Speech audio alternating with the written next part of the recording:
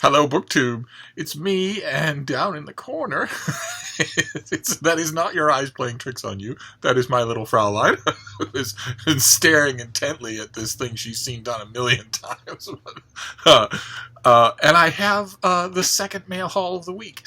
Got a bunch of other things I want to do, but the mail must go through. So let's see. It's a good enough size mail haul. Let's see what we have. What kind of adventures we can have together with these new things. Let's see here. It's been a very busy morning, a very nice way. Just full of bookish stuff. Conversations back and forth with publicists.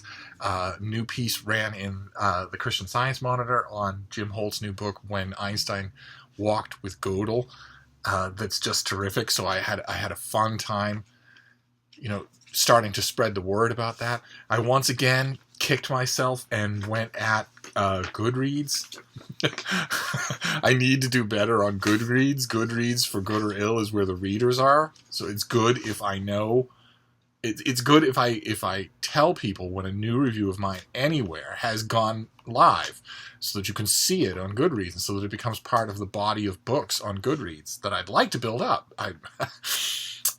I did that, and I did a bunch of other stuff, and it was all really, really good. The one thing it wasn't was actual writing. so the carnival will end. This will be the punctuation mark, and then after this, we need to do a bunch of actual writing. But that was a lot of fun. So what have we got here?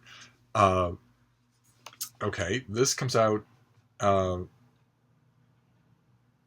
in August. This is by Stephen Saville, and it is Cold Fall Wood.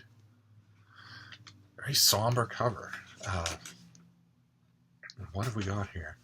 Every legend promises... Here, let me see if I can do this the SFF 180 way. Every legend promises the same thing. At the time of the land's greatest need, the heroes shall return. What they don't mention is that we are the greatest threat our green and pleasant land has ever known. In the legends, saving the land never involves the slaughter of inhabitants. Legends lie. In a single night, 6 girls who have never met and bear no relation to each other are struck down by a mysterious sickness that leaves them in persistent vegetative state. Across the city, an old woman who hasn't opened her eyes in years finally wakes. Her first words are, "The horned god is awake." One for one. Josh is about to learn the terrible truth behind these 3 words, seared in the floor of his crazy grandfather's flat. He is all that stands between our world and the cleansing fire of the once and future king. The question you must answer: how do you kill a god the world has forgotten about? Oh my. So this returns to the world of glass towns with this gritty new fantasy where reluctant hero Joshua Raines will combat a forgotten god. Okay, that sounds really good. So this is St. Martin's, and this comes out in the summer. All right, we're off to a fine start here.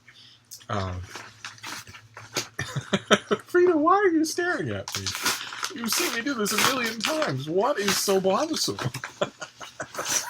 Every once in a while, something offends her Teutonic sense of order. I can never tell what it's going to be. And she just stares at it, expecting it to change. Oh, great. Okay. All right. I requested this. Look at how pretty this thing is going to look. This comes out in September.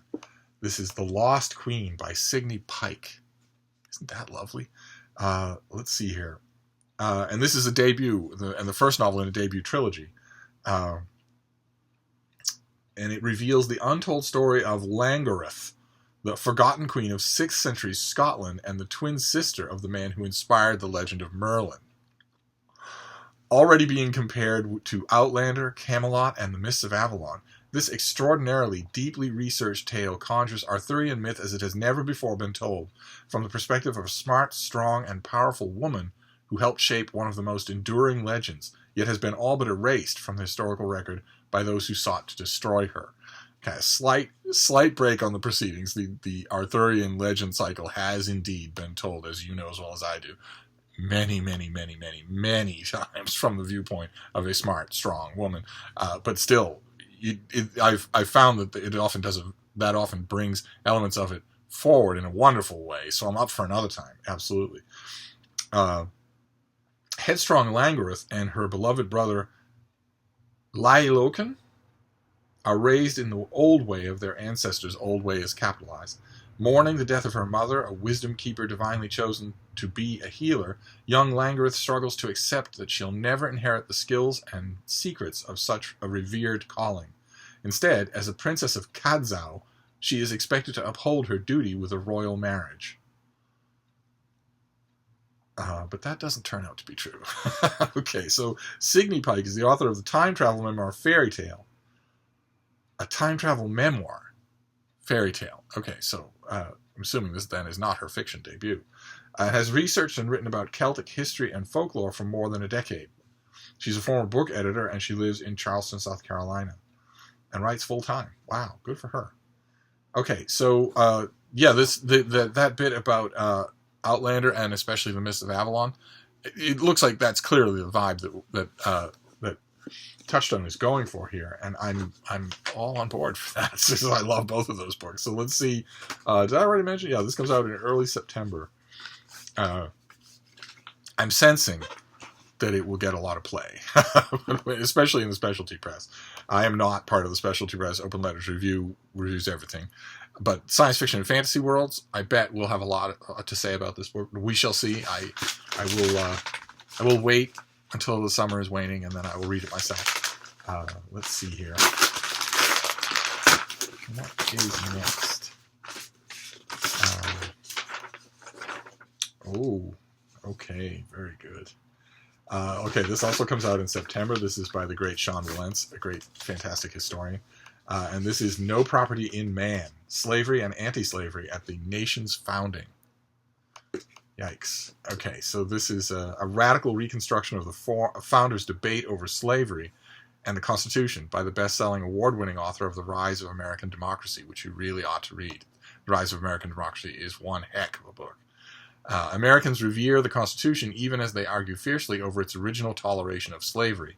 Some historians have charged that slaveholders actually enshrined human bondage at the nation's founding. The acclaimed political historian Sean Wilentz shares the dismay, but sees the Constitution and slavery differently. Although the pro-slavery side won important concessions, he asserts, anti-slavery impulses also influenced the framers' work. Far from covering up a crime against humanity, the Constitution restricted slavery's legitimacy under the new national government. In time, that limitation would open the way for the creation of anti-slavery politics that led to Southern secession, the Civil War, and emancipation. Okay, that's fascinating. That's just fascinating.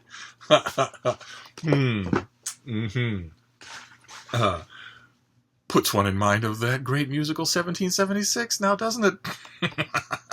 The huge argument at the end is about slavery. The South has walked out. They refuse to listen unless the anti-slavery clause originally in the Constitution is removed, or in the Declaration of Independence is removed. And since the North refuses, since John Adams refuses, they've walked out, and there's no chance of unanimity. And so the dream appears to be over. And there's a great moment at the end. It's an empty stage except for John Hancock, the president of Congress, Benjamin Franklin, and John Adams. And Franklin and Adams have been allies throughout the whole musical. And when the South walks out and Adams turns around devastated and looks at this empty chamber, Franklin says, "We've got no choice, John. Slavery clause has got to go. It's a luxury we can't afford." And Adams is frustrated. He's angry at the South for walking out, and he transports his anger onto Franklin. He's not angry at Franklin. He's angry at Rutledge and a bunch of other people who've left because of human bondage. But instead, he loses his temper at Franklin and says, "A luxury? 500,000 souls in chains, and Dr. Franklin calls it a luxury. Perhaps you better have walked out with the South." And Franklin takes the bait, because nerves are on edge, and says, "You forget yourself, sir. I founded the first anti-slavery society on this continent." And Adams says, "Oh, don't wave your credentials at me. Perhaps it's time you had them renewed." And Franklin yells, for the only time in the entire musical, he becomes genuinely angry and says, "The issue here is independence. Perhaps you've forgotten that fact, but I have not. These men, well, no matter how much you may disagree with them, are not ribbon clerks to be ordered about. They're the cream of their colonies. And whether you like it or not, they and the people they represent will be part of this new nation you'd hope to form. Now either learn how to live with them or pack up and go home." And then there's a beat. Adams is shocked. Franklin has never talked that way to anyone. There's a beat, and then Franklin recovers himself, realizes he's just lost his temper, and says, in any case, stop acting like a Boston fishwife. it's a wonderful moment. It comes right after one of the great songs in 1776, which is about slavery. So taking this question back to colonial times, back to the heart of American independence, that's great. Can't wait to read it. It's a little bit on the skimpy side. I like lots of Sean Wilentz instead of little Sean Wilentz, but I'll take what I can get. Let's see here. Oh, don't wave your credentials at me. Perhaps it's time you had them renewed. Oh, great. Okay, fine. This is another, wonderful. This is another finished copy. This is coming out any day. Yeah, this is coming out in June. Another finished copy of Penelope Lively's The Life in the Garden. Had a lot of, when I showed the last finished copy that I got of this, I mentioned that I was toying with the idea of gardening. I have a little patch of ground right next to the lilac tree, right next to the bird bath. It's about, an arm's breadth wide and about a body long. And so it would only be good for a couple of items. I don't want to say crops. It'd be only good for a couple of items. I could maybe grow one or two things there. But no one's using it. The kids who used it for a couple of years moved out a long time ago, and it's just empty grass now. So I'm tempted to try my hand. And of course, I raised the question here, and I got a bunch of feedback on comments and an email and a text. And then I went, of course, to YouTube and looked at a whole bunch of Gardening 101 videos just to see what I would be getting into. I can't help but think that it would involve a deal of manual labor, right? I mean, I would have to dig that ground. I don't even know. Probably in the basement there's a shovel of some kind. But I would have to overturn that ground, right? That's where the seeds go. I can't just scatter seeds on the grass and expect anything to happen. And I need to lay it out in an orderly fashion, right? I'll figure it out.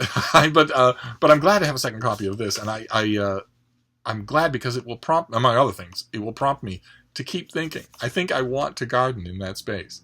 And if I'm going to do it, and the space is so small, it's easily manageable, I'm wondering if I shouldn't maybe investigate gardening all year round. People do, don't they? Even in the winter? There's such a thing as winter gardening, isn't there? It's exciting because it doesn't feel like more than I can do. It's a small patch. And another incredible side benefit, totally unplanned by me, is that the patch of ground is directly underneath Frida's window. She has the top of the couch in the other room where she lays on the top of the couch and just watches the world go by. And this patch of ground is directly underneath that window, so we would be together. She would be able to watch what I was doing. So, but anyway, let's move on here. Another copy of Life in the Garden. Wonderful. Keep in mind, those gardeners among you, or wordsmiths among you, keep in mind the new arrangement here on Steve Donahue Studios, which is that if I get a duplicate copy of a finished copy of a book, and you want it, you have to review it. So if there's somebody out there who thinks that they would like to review A Life in the Garden, let me know and I'll send it to you. So what is this next one? This also comes out in September. This is starting to look a little crowded for September, isn't it? This is by Shirley Barrett, and it is called The Bus on Thursday. And it's a novel. And it's got the social media stuff printed on the cover. That's kind of clever. What have we got here? I did not request this. What is this here? It's a disturbing, cinematic, fresh, and gut-wrenching, funny horror novel about a young woman's recovery from cancer in a remote Australian town. It is also much more than that. I don't see how it could be more than that. It's an intimate and horrifying exploration of cancer and its aftermath, probing the pain of battling one's own body and dealing with its demons. A new entry in the burgeoning genre of smart, social conscious horror comedy. Did not know that was a burgeoning genre.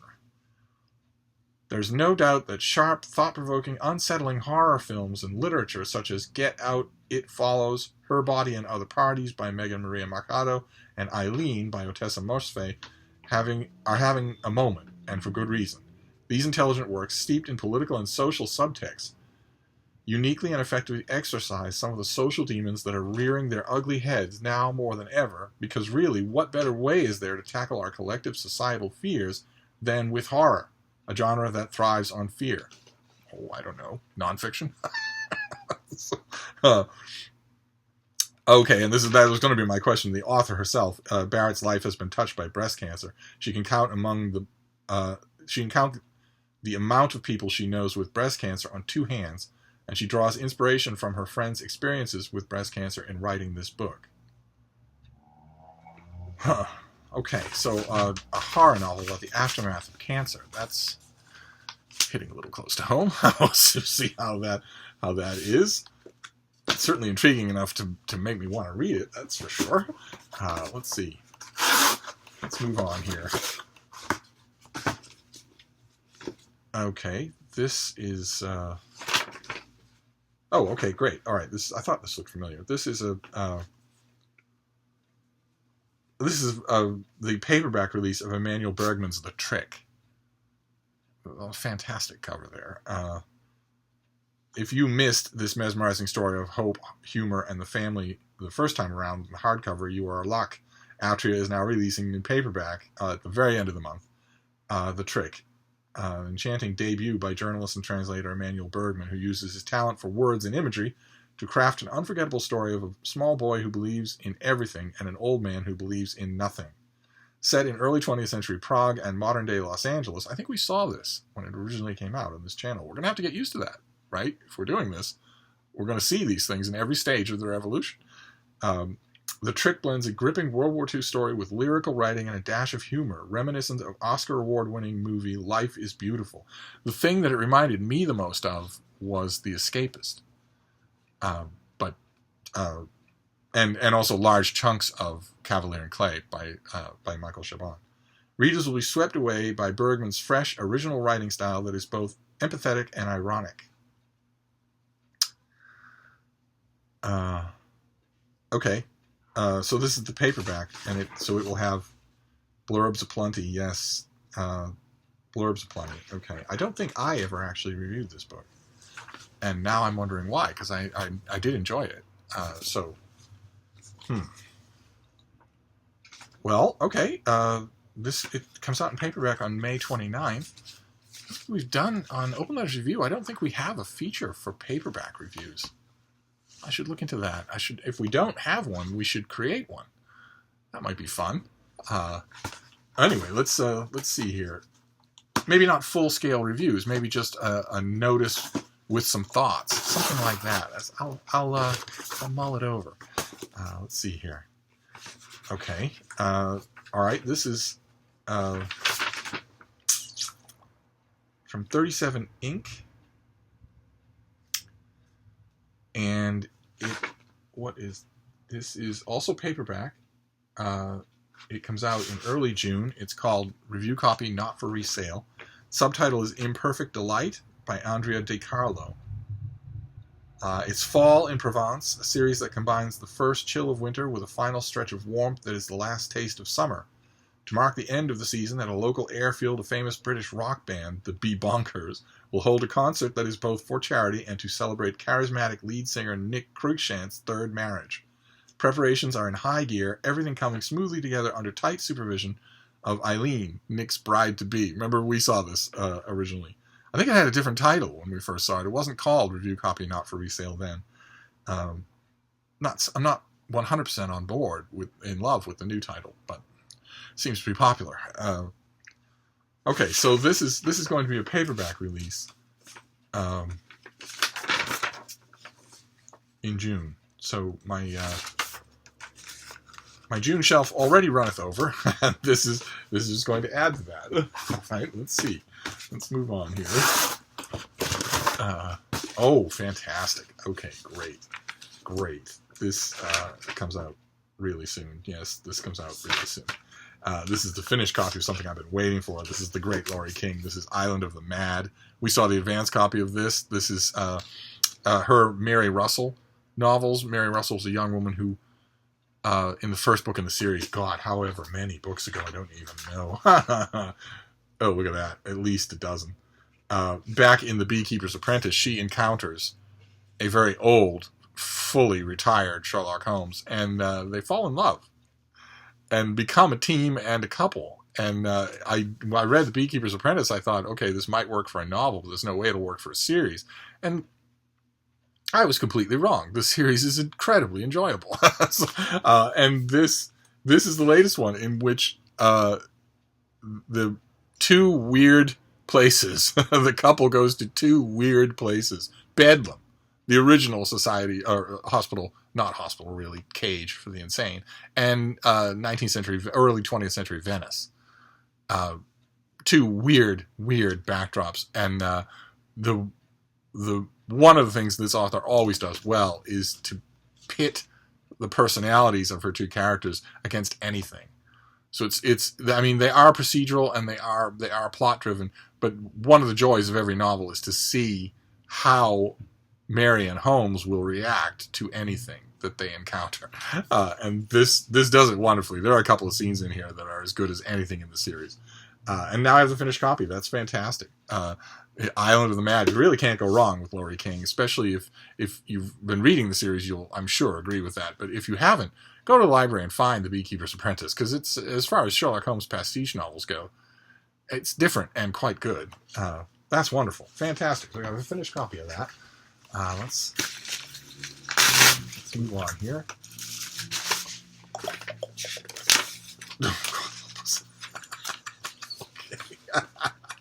All right.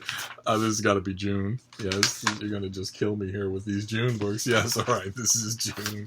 I didn't request this, but I could understand a publicist wanting to send it to me. This is from W.W. Norton. This is from the slightly silly side of W.W. Norton. This is by Jason Novak, and it is Et tu, Brute? The Deaths of the Roman Emperors.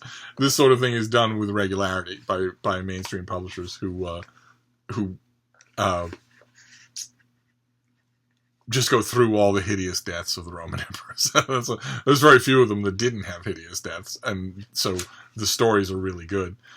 My own guy, my own favorite Roman emperor, and also the Romans' favorite Roman emperor, the Emperor Trajan, didn't have a gory, grotesque, twisted end. He had a massive stroke. The only legend that ever grew up around that was when well-wishers and concerned bystanders outside his door heard him in a quavery voice declare that Hadrian was his successor. And there's been, of course, the natural myth throughout that that was somebody else, that it wasn't, that Trajan was dead or incapacitated. But that's small fry compared to a lot of the deaths that are going to be in here. This is just going to be, I mean, you have grotesque deaths, 3 in 1 year. when in AD 69 you have Otho, Galba, and Vitellius all offing themselves in one way or another. So, okay, well, I don't know. I mean, this will be adorable to read. I don't know that it's reviewable, but I have, I believe, a copy of every previous type of this thing. It's, like I said, it's a gimmick that publishers love to do. And then, I forgot to mention, this mail haul ends in a couple of boxes, and one of the boxes is huge. So, let's see what this first box is. Oh, great. Okay, this is, yeah. It's some sort of invoice. Ooh, do we have a pub sheet? Like a normal person? No, I don't have a pub sheet. All right. Well, this is written by 3 people. Ailey Berman, Joseph Felter, and Jacob Shapiro. That's our trio right there. And it's called Small Wars, Big Data. The Information Revolution in Modern Conflict. Sounds a little bit on the dull side. Certainly the publisher, who's this publisher? Princeton, didn't do it any favors giving it a brown sepia cover. But the subject is incredibly fascinating. It's going to affect all of us. Absolutely all of us. Data input is the new warfare. It's as simple as that. And troops on battlefields will, in your lifetime, seem as anachronistic as the charge of the Light Brigade. But what have we got here? The way wars are fought has changed starkly over the past 60 years. International military campaigns used to play out between large armies at central fronts. Today's conflicts find major powers facing rebel insurgencies that deploy elusive methods, from improvised explosives to terrorist attacks. This book presents a transformative understanding of these contemporary confrontations and how they should be fought. The authors show that a revolution in the study of conflict, enabled by vast data, rich qualitative evidence, and modern methods, yields new insights into terrorism, civil wars, and foreign interventions. Modern warfare is not about struggle over territory, but over people. Civilians and the information they might choose to provide can turn the tide at critical junctures. And I haven't read this yet. I'm very interested in it. I will, since it's I don't have a pub sheet, but I think this is due any day, so I'll probably pop it on the heroic pile. I don't know where these things are going to go. They're going to have to go up there, but one way or another, all of that is fascinating on its own. And then there's the element that isn't mentioned in that cover copy that I'm hoping will be covered in the book, which is direct attacks by information by cyber means. Direct attacks on a country's power grid, on a country's internet understructure, water purification, whatever, you name it. It's all online now, and it's all vulnerable. Direct attacks on a country's nuclear centrifuges. So, there are a couple of classified, clandestine, extremely active nuclear facilities not more than a day's drive away from Washington, D.C. If they were hacked and sent into meltdown, America would be brought literally to its knees. And all of that is that would not be done by a conquering army. That would be done by a bank of specialists who've been studying how to do that forever and waiting patiently for the slightest slip. I think it's fascinating. It's a disturbing subject, but fascinating. I can't wait to get to it. I'm a little bit alarmed when a book has 3 authors, but we'll see. We'll see. And then there's this thing. This is huge, enormously heavy. It's got to be more than one book. I can't imagine a book coming out that would be this. Oh no, I can actually imagine one. Here, let me make a prediction. There is a book coming out soon, next month, I think, that we've already seen, Crash by Adam Tooze. A fantastic, serious historian, somebody whose books cannot be missed. They are events of work and insight. And his latest one is a big book on the 2008 financial crash, on political interventions into the money markets and political opportunism in the money markets, and how all of those things blend together to make the new world. It's just, I read the advanced copy, and you've got the grasses right up to your eyes when you're reading him. He doesn't slow down for you. He's not what I would call a narrative historian at all. He's much more of a professional historian. But it was terrific, just sinus-clearingly thought-provoking. I was wandering outside with Frida just thinking about bits that I'd read. And this could be the finished copy of that, because it's an enormous book. So let's see if I'm right. That's just one prediction. I'd be perfectly happy if this were full of books. Okay. I was wrong, but in the best possible way. This is indeed full of books. Okay. All right. Oh, my. Oh, goodness gracious. All right, so we have a ton of pub sheets. This is a box of Loeb Classical Library editions. They are put out by Harvard University Press. They're venerable now. They've been around for a century. And what they are is a collection of little pocket-sized hardcovers. The red dust jackets are Latin works. The green dust jackets are green works, where works of the ancient world are given new translations. The translations are usually not anything to write home about. They're usually very literal. But the key is that they're invaluable for scholars, because it's the latest scholarly advances in cleaning up and finalizing the original text. And there's always an introduction and there are notes. They're incredible. And you've got the Greek on one side and the Latin on the other. The English on the other, the Latin on one side, the English on the other. So in addition to all that, the Loebs have traditionally been invaluable for students who are learning ancient Greek or Latin, because you've got the text right next to each other. Certainly they've been invaluable for me teaching Latin classics, but I also love them on my own. And this is a box full of Loeb Classical Library editions, so let's see what we've got here. and excellently, it looks like there's only one book from the lousy old Greeks, and most of them are from my beloved Romans. So what's the Greek version? You've got to be kidding me. I don't believe it. Oh, the Greek is a new translation by Neil Hopkinson of the Post-Homerica by Quintus Smyrnius after Homer. This is was a classic of the ancient world about all the stuff that Homer leaves out. In fact, the Baudelarized version of this, done by Barnes and Noble Books ages ago, I think was actually called What Homer Leaves Out. And okay. Oh my. This is the whole thing. They didn't break it up. That's great. And this is a new version. A new lobed version of the Post-Homerica. And the reason I'm grinning from ear to ear is because I have a deep, deep affection for the old Loeb version, which is now permanently retired. You'll have to go to a used bookstore to find it. I have a deep, deep affection for the old Post-Homerica and for the man who did the translating. In fact, those of you who are interested in complete Steve trivia, and maybe one or two people out there who might have actually read it, I myself wrote what this is, which is Homer fan fiction, Homer pastiche fiction. I wrote a novel called Troy War, which is the story of the Trojan War in the form of a novel, and I dedicated it to that old translator. Don't know Neil Hopkinson from a hole in the wall. so this will actually be good for me. This will actually be very good for me. Wow, when does the Quintus Smyrnius come out?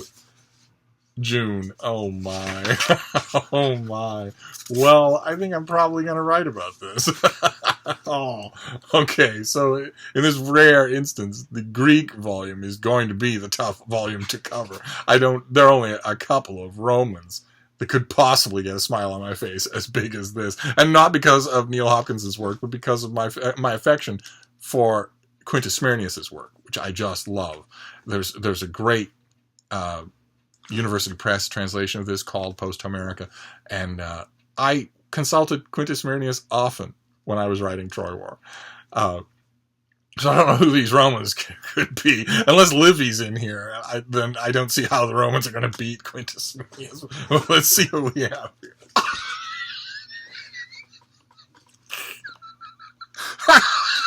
Livy is indeed here.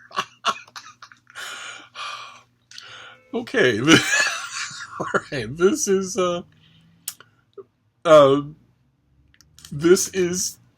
Livy. His Ab Urbe Condita.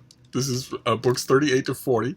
So that will be the Macedonian War. It'll be the increasing local brushfire wars in which Rome was tightening its grip and becoming a massive regional power. And this is just a cleaned up Livy with a new translation. Incredible. Okay. All right. So this is Livy Volume 11. And then we've got two more Roman volumes to go here. Let's see what this next one is. Okay. Oh, wow. All right. Great. The next two are the complete plays of Seneca. Wow. Both translated by John Fitch. And just, there you go. That's Seneca. So if you're a fan of Seneca, which I am, he's completely fallen out of favor now, so he doesn't have many fans outside of the classicist world. But I think his dramas are wonderful. I just love them. And we end as we began, because the founding fathers of America also thought his dramas were wonderful. And this will be great to read somebody's new translation of them. And this is it. This is everything. So that, because I've brought up on this channel before many times that, especially Latin poetry, but it certainly applies to drama and history. The more I read of it, as time goes on, the more impatient I am with translations into English. I find myself concentrating more and more on noticing more and more on what's left out, and that tends to slow down or hurt my reading experience. And so if, for instance, Oxford or somebody were to come out with a 1-volume collected Seneca or selections from Seneca, great works of Seneca, something like that, in an English translation only, with a new introduction, by Michael Wood or whatever, and some notes, I would read it, and my reaction, I bet, would be, I'd rather be reading the original. And now I can just have the original on my shelf, so I don't have to worry about it anymore. I can just hold my thumb over the English page and read Seneca the way he should be read. So that's wonderful. Okay. Wow. All right. Loeb comes through. So how are we going to make a pile here? So this is getting hideously long. We have Small Wars, Big Data. We have The Island of the Mad. We have Lost Queen by Sidney Pike. We have Life in the Garden and Et tu, Brute, The Deaths of the Caesars. We have Review Copy Not for Resale. We have The Trick by Emmanuel Bergman. We have Cold Fall Wood, Modern Atmospheric Horror. We have The Bus on Thursday, also modern atmospheric horror, but about the post-cancer life. Then No Property in Man, the new Sean Lewentz. And then the Post-Homerica of Quintus Myrnius. The latest Loeb volume of Livy, and the complete dramas of Seneca from Loeb. So there you go. That is our mail haul for now. Sorry, I didn't realize this video was getting so long. I'll wrap it up for now, and I'll see you soon. Thank you, BookTube.